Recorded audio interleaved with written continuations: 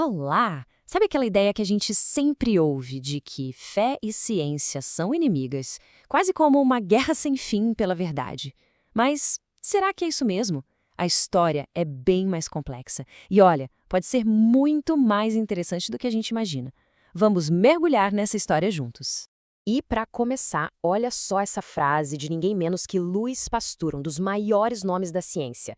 Ele disse o seguinte: um pouco de ciência nos afasta de Deus, muito nos aproxima. Uau! Isso já bagunça toda aquela ideia de conflito, né? Parece que quanto mais fundo a gente vai no conhecimento, mais perto a gente chega de algo maior, de perguntas mais profundas. Então, é exatamente isso que a gente vai fazer aqui. Vamos investigar esse suposto campo de batalha. De onde, afinal, surgiu essa ideia de uma guerra total entre fé e ciência? E, o mais importante, será que essa história se sustenta quando a gente olha de perto para a história, para os fatos de hoje?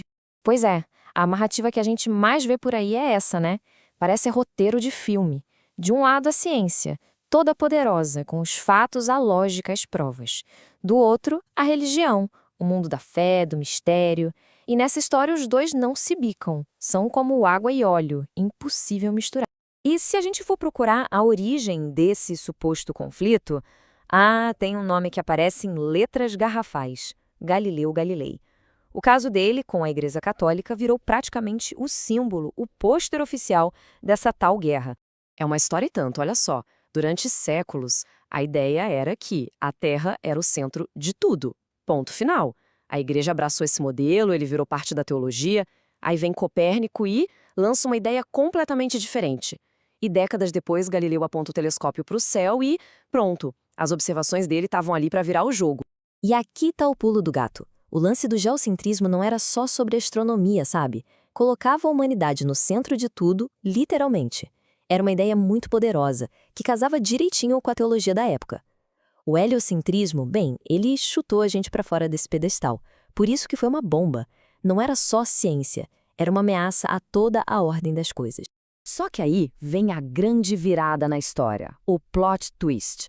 Os caras que lideraram essa revolução toda, Copérnico, Kepler, o próprio Galileu e depois Isaac Newton, eles não eram inimigos da fé. Longe disso. Eram homens super religiosos. Para eles, fazer ciência era como decifrar o manual de instruções do universo escrito por Deus. Eita, isso complica um bocado aquela historinha de guerra. Ok, então se não é uma guerra declarada, o que é? Como a gente pode entender essa relação? Bom, para ajudar a gente a organizar as ideias, vamos pegar emprestado um modelo de um cara chamado Ian Barber. Ele era físico e teólogo, então ele entendia dos dois lados. E ele propôs 4 maneiras de olhar para essa interação, 4 modelos que vão muito além daquela ideia simples de conflito. Vamos dar uma olhada em cada um. O primeiro modelo é justamente o do conflito. É essa ideia que a gente já falou, uma briga de rua, sabe? Onde se um ganha, o outro tem que perder. Para quem pensa assim, não tem meio termo. Ciência e religião estão numa disputa mortal pela verdade, e só uma pode sair vitoriosa. O segundo jeito de ver é a independência. Pensa assim, cada um no seu quadrado.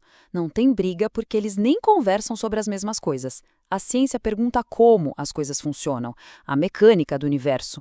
Já a religião pergunta por quê, qual o sentido, o propósito de tudo. É tipo, cada uma tem seu campo de atuação e uma não se mete no da outra.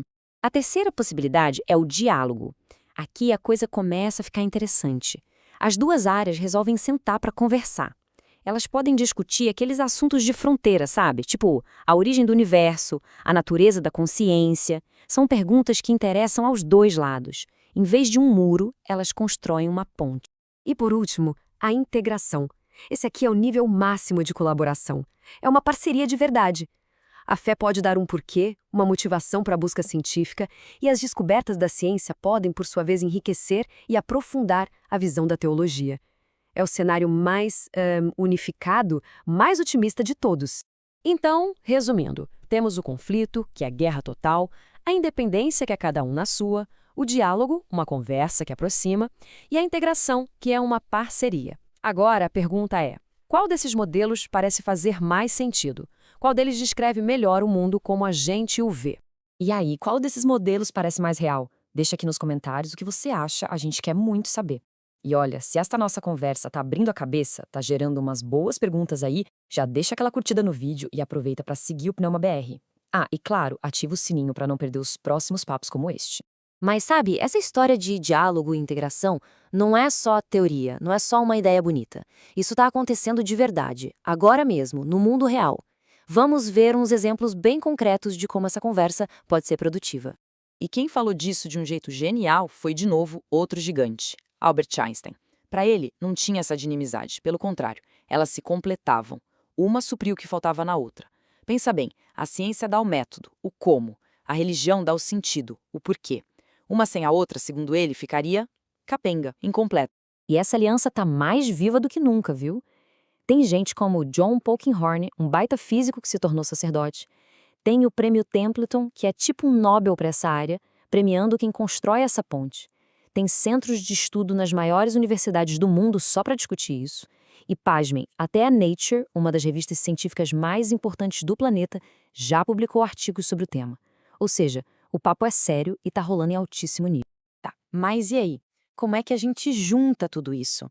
Tem uma metáfora final que eu acho incrível e que ajuda a gente a visualizar como essas duas áreas podem de fato trabalhar juntas.